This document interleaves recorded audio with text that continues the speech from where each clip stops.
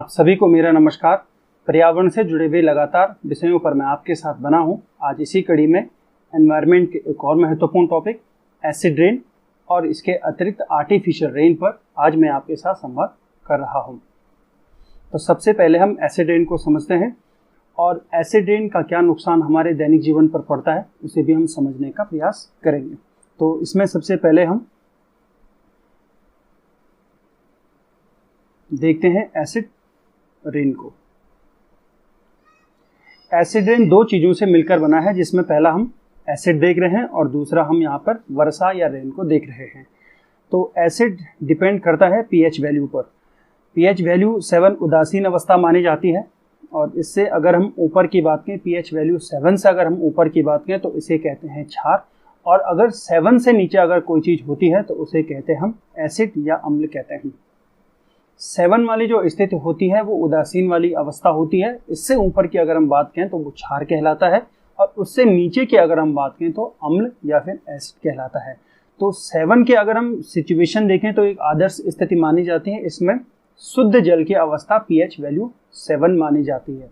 अर्थात किसका पीएच मान 7 होता है, वो है शुद्ध जल का पीएच मान 7 होता है। ये भी काफी बार एग्जाम में पूछा जाता है। तो एसिड क्या चीज है? कोई भी ऐसा तत्व या पदार्थ जिसकी पीएच वैल्यू 7 या फिर 7 से कम है उसे हम एसिड कहते हैं। इसके अतिरिक्त हम रेन या फिर वर्षा की बात करते हैं, रेन या वर्षा, क्योंकि इन दोनों को मिलाकर आगे हम बात करें एसिड रेन की। तो अब हम इसमें समझने का प्रयास करते हैं कि वर्षा की बूंद या वर्षा कैसे बनती है। इसमें ये हमारी पृथ्वी की सतह है जहां पर हम निवास करते हैं, और अगर हम ऊपर की बात करें तो ये लगभग 1000 किलोमीटर की जो ये डिस्टेंस है, ये हमारा यहाँ पर एटमॉस्फेयर है। 1000 किलोमीटर की दूरी है, ये हमारा वायुमंडल है, और पृथ्वी की सतह से एटमॉस्फेयर के बीच, यानी एटमॉस्फेयर की जो ऊपरी लेयर है वहां तक के बीच की जो प्रोसेस, जो बीच में जो स्थिति बनी हुई है, उसी में बारिश की बूंदें बनती हैं। इसमें हम एक चीज और देख लेते हैं। पृथ्वी की जो हमारी सतह है, इस सतह पर ये एक एग्जाम्पल के हिसाब से हम एक तालाब देख रहे हैं। एक पानी वाला स्रोत है। इस स्रोत पे ये सूर्य की रोशनी इस पे गिर रही है।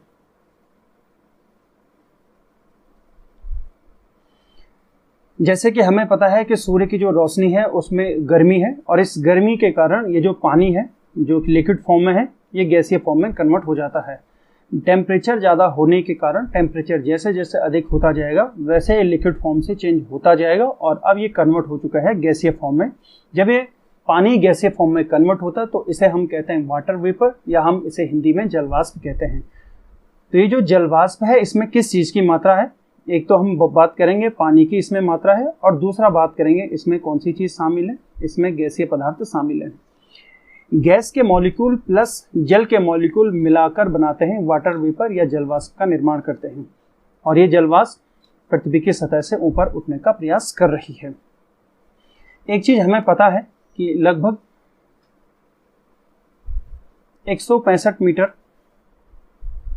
वायुमंडल में ऊपर जाने पर 1 डिग्री टेम्परेचर में कमी आती है। जैसे हम अपनी पृथ्वी की सतह से ऊपर जाते हैं और लगभग 165 मीटर की ऊंचाई पार कर रहे हैं तो 1 डिग्री टेम्परेचर में कमी आ जाती है। और इस तरीके से जो वाटर वेपर है, जो ये जलवाष्प है, जो धीरे धीरे पृथ्वी की सतह से ऊपर आ रहा है, इसके टेम्परेचर में भी गिरावट आ रही है। अब हम ऐसा देख रहे हैं जैसे जैसे ये ऊपर आ रहा है इसके टेम्परेचर में गिरावट आ रही है। एक और चीज हमें पता होनी चाहिए कि जैसे जैसे टेम्परेचर में गिरावट आएगी मॉलिक्यूल उतने नज़दीक आते जाएंगे, यानी जलवाष्प के जो मॉलिक्यूल हैं, वाटर वेपर के जो मॉलिक्यूल हैं, ये नज़दीक आते जाएंगे। शुरुआती समय में जैसे पृथ्वी की सतह से ऊपर उठे थे तो इनकी दूरी ज़्यादा है, लेकिन जैसे जैसे ऊपर बढ़ते जाएंगे टेम्परेचर में गिरावट आती जाएगी, ये मॉलिक्यूल नज़दीक आते जाएंगे। इस तरीके से मॉलिक्यूल नज़दीक आते जाएंगे। इनके बीच कोई ऐसी चीज़ जरूर होगी जो सेंटर का काम करेगी, केंद्र का काम करेगी, और वो उस केंद्र के चारों ओर वाटर वेपर इकट्ठी होती जाएगी। इसमें हम ही देखते हैं यहाँ सेंटर का काम कौन कर रहा है। हमारे एटमॉस्फेयर में ये इस तरीके के डस्ट पार्टिकल होते हैं, धूल के कण होते हैं। तो ये धूल के कण यहाँ पर केंद्र का काम कर रहे हैं, न्यूक्लियस का काम कर रहे हैं, और इसके चारों ओर ये जो वाटर वेपर जो नीचे से जलवाष्प आ रही है इसके चारों ओर इस तरीके से घूम जाती है। डस्ट पार्टिकल बीच में है और वाटर वेपर उसके चारों ओर घूम रहा है। टेम्परेचर में गिरावट आने के कारण वो वाटर वेपर आप देख सकते हैं इस तरीके से वो धीरे धीरे और नज़दीक आता गया और टेम्परेचर में गिरावट हुई, ऊंचाई बढ़ने के साथ और नज़दीक आया और नज़दीक आया। इस तरीके से नज़दीक नज़दीक आते आते आते आते ये एक सिचुएशन बन जाती है। ध्यान ये रखना, ये अभी ऐसी सिचुएशन बनी, ये वाली सिचुएशन नहीं बनी है। जब ऐसी सिचुएशन बनती है तो इसे हम कह रहे हैं कि बारिश की बूंद बन चुकी है, लेकिन अभी ऐसी वाली अवस्था है। तो ये धीरे धीरे जो नज़दीक आने की अवस्था है इसे हम कह रहे हैं कंडेंसेशन, इसे हम हिंदी में संघनन कह रहे हैं। संघनन की प्रोसेस हो रही है, कंडेंसेशन की प्रोसेस हो रही है, ऐसी स्थिति हो चुकी है। जैसे ऐसा होगा तो ये बारिश की बूंद बन जाएगी, लेकिन अभी ऐसा हुआ नहीं, अभी ऐसी वाली अवस्था है। तो इसके बीच का ये जो क्षेत्र है, इसके बीच का जो क्षेत्र है, इस क्षेत्र में जितनी हवा है उतना ही अगर जलवाष्प हो जाएगी। अगर हम यहां पर बात करें,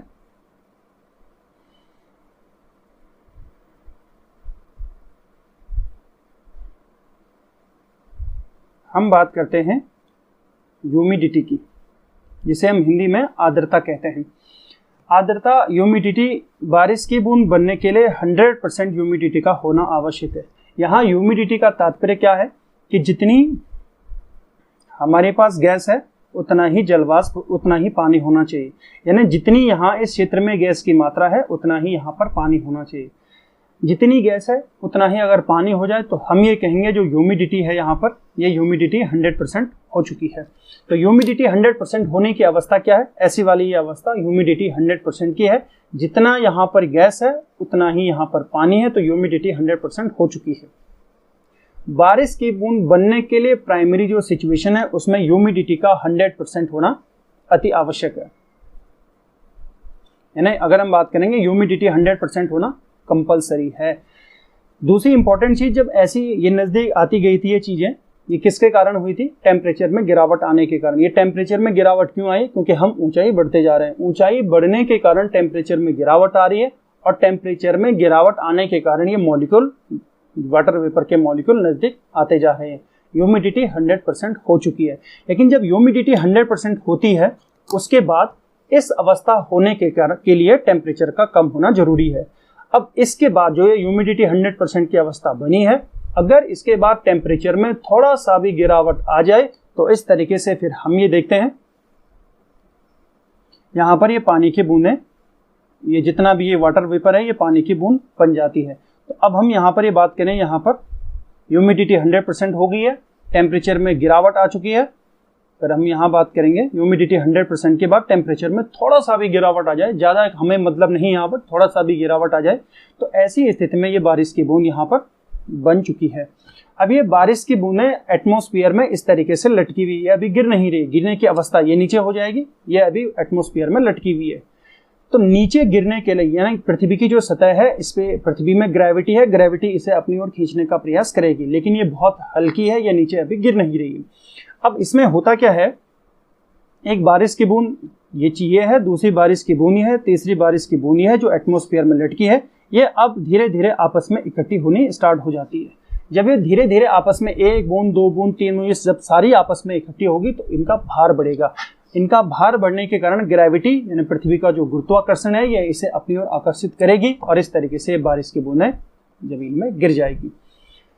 जब तक ये बारिश की बूंदें एटमॉस्फेयर में लटकी रहती हैं, एक चीज आप महसूस कर सकते हैं, जब आप कभी हिमालयी क्षेत्रों में जाएंगे और काफी ऊंचे वाले स्थानों में जाएंगे तो आप घूमते हुए ये महसूस करेंगे कि आपकी त्वचा पर कुछ बारिश की बूंदें लटकी हुई हैं, या फिर आपको महसूस ऐसा होगा जब आप चल रहे होंगे और आप अपनी स्किन पे या अपनी त्वचा पर हाथ लगाएंगे, चेहरे पे हाथ लगाएंगे, तो आपके हाथ पे आपको ऐसा लगेगा कि पानी है।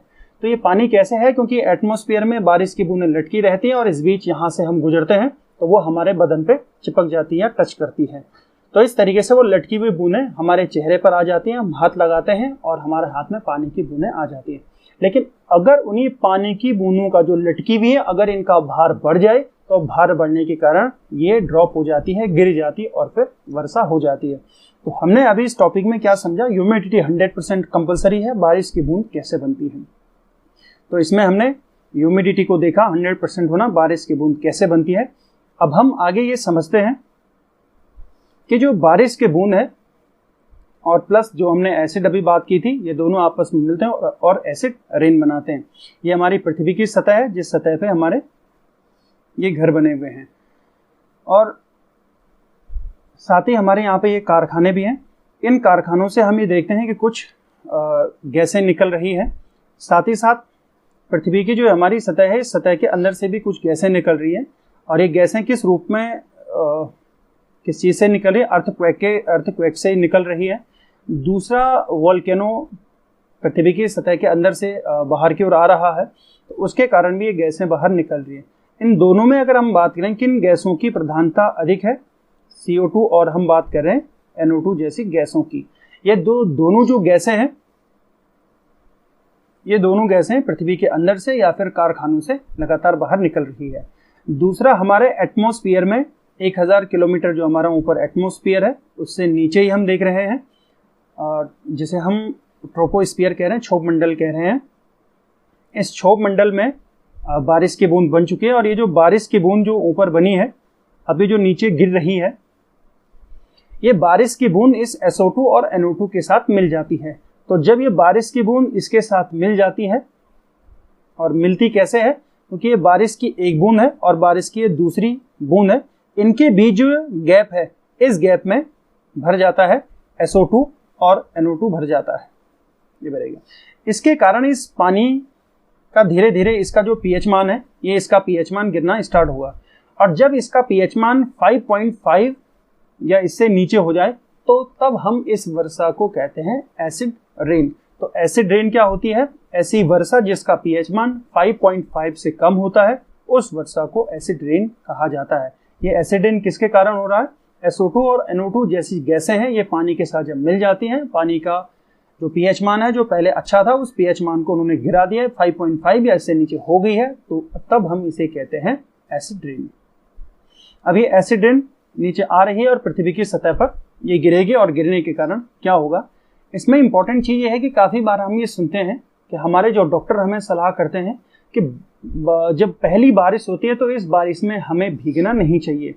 काफ़ी बार ये देखने को मिलता है, जब पहली बारिश होती है, साल की पहली बारिश होती है, और गर्म इलाकों में लोग इस बारिश में भीगने के लिए आते हैं, आनंद लेने का प्रयास करते हैं, लेकिन उन्हें ये नहीं पता होता है कि ये बारिश उनके शरीर के लिए कितनी नुकसानदेह है, हार्मफुल है। डॉक्टर क्यों सजेस्ट करते हैं कि इस बारिश में नहीं भीगना चाहिए? क्योंकि ये जो बारिश हो रही है, ये बारिश सामान्य बारिश नहीं है, ये बारिश एसिड रेन है। क्योंकि अभी ये पहली बारिश है और एटमॉस्फेयर में जितना भी SO2 और NO2 गैसें मौजूद हैं, इस बारिश के साथ मिल जाती हैं, और जैसे ये बारिश नीचे आ रही है और हमारे बदन को टच करती है, तो स्वाभाविक है, सामान्य बारिश हमारे बदन को टच नहीं कर रही, बल्कि एसिड रेन हमारे बदन को टच कर रही है। ऐसी स्थिति में किस चीज़ की होने की संभावना सबसे ज़्यादा है? वो है त्वचा से संबंधित जो हमारे डिजीज़ हैं, रोग हैं, उन रोगों के होने की सबसे ज़्यादा संभावना है। और इसका अगर हम एक्सट्रीम फॉर्म की बात करें तो कैंसर भी हो सकता है। तो ध्यान ये रखना है कि इस बारिश में हमें नहीं भीगना है, क्योंकि अगर हम इस बारिश में भीगेंगे तो कैंसर होने की संभावना है। त्वचा से संबंधित जैसे खाज की होने की संभावना है, या खुजली, इस तरीके की बीमारी सामान्य रूप से होती भी है। तो हमें इस बारिश में नहीं भीगना चाहिए। तो एक तो डिजीज के लिए ये रिस्पॉन्सिबल है एसिड रेन। दूसरा, जो हमारे कुछ ऐसे प्लेस हैं जहाँ पर ये बारिश गिरने के कारण उन प्लेसों को नुकसान पहुँचाती है। एग्जाम्पल के तौर में अगर हम बात करें, जैसे ताजमहल की हम बात करें, ताजमहल संगमरमर से निर्मित है, और जब ये एसिड रेन इस संगमरमर में गिरती है तो संगमरमर के कलर को परिवर्तित कर देती है। जैसे कि कभी आपको जाने का मौका मिलेगा, ताजमहल देखने का मौका मिलेगा, तो आप इस चीज़ को भली भांति महसूस कर पाएंगे कि ताजमहल का जो सफ़ेद रंग था संगमरमर का, वो धीरे धीरे उसका कलर, उसमें हल्का सा ब्राउन कलर आ रहा है। इसे आप देख भी सकते हैं, जब आप जाएंगे तो आप इस चीज़ को भली भांति महसूस करेंगे। तो इसीलिए सुप्रीम कोर्ट ने अपना एक डिसीजन सुनाया है कि आगरा के नज़दीक जितने भी ये कारखाने हैं, मथुरा भी उसमें है, मथुरा के इन क्षेत्र में जितने भी कारखाने हैं, उन कारखानों को से निकलने वाला जो SO2 और NO2 है, इसको हम रोकने का प्रयास करें। इस चीज़ को लेकर सुप्रीम कोर्ट ने अपना ऐतिहासिक फैसला भी सुनाया था, और सरकार इस पर काम कर भी रही है। बहरहाल हम ये देख रहे हैं कि यहाँ ताजमहल को इस चीज़ ने नुकसान पहुँचाया, एसिड रेन ने नुकसान पहुँचाया। दूसरा, इसमें त्वचा से संबंधित रोग होते हैं। तो ये था हमारे पास एसिड रेन। इसके हमने देख लिया कि क्या हमारे लिए नुकसानदेह है, रोग होने की संभावना है, या फिर जो ऐतिहासिक इमारतें, वो इमारतें इसके कारण नुकसान उनको मिल रहा है। दूसरा, अगर हम बात करें, जब हमने ये बात की थी एटमॉस्फेयर में जो ये बारिश की बूंद बनी थी, जिसका पीएच मान, जब हमने बारिश की बूंद को देखा था जो बनी थी वायुमंडल में, जो बनी थी, उसका पीएच मान 7 था। शुरुआत में इसका पीएच मान 7 रहता, लेकिन जब इसमें एसिड वाली चीजें मिल जाती हैं तब ये जाके आगे चलकर एसिड रेन बनता है। तो ये सबसे शुद्ध माना जाता है।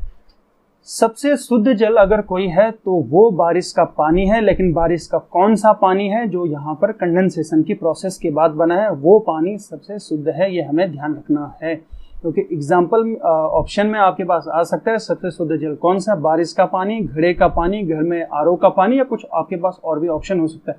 बारिश का पानी सबसे शुद्ध है, लेकिन इसका कतई ये मतलब नहीं कि बारिश हो जाए और आप अपने बर्तनों को बाहर ले जाओ और उसमें पानी भरो और ये बोलो कि ये सबसे शुद्ध जल है, क्योंकि किताबों में ऐसा लिखा कि बारिश का जल सबसे शुद्ध जल है। उस जल की हम बात नहीं कर रहे। हम जो वायुमंडल में जो पानी बन रहा है, कंडेंसेशन के प्रोसेस से बन रहा है, वो सबसे शुद्ध जल माना जाता है। लेकिन जो बूंदें जमीन में आ चुके हैं वो सबसे शुद्ध नहीं है, क्योंकि उसमें तमाम प्रकार के एसिड मिल जाते हैं और फिर वो एसिड रेन जैसे स्थिति बना देती है। तो ये हमने इसमें समझा कि एसिड रेन क्या होती है, क्या उसके दुरुपयोग है। अब हम दूसरा ये समझ लेते हैं, दूसरा टॉपिक जो इसी में हमारे पास है वो है आर्टिफिशियल रेन, यानी जैसे हम कृत्रिम वर्षा कहते हैं।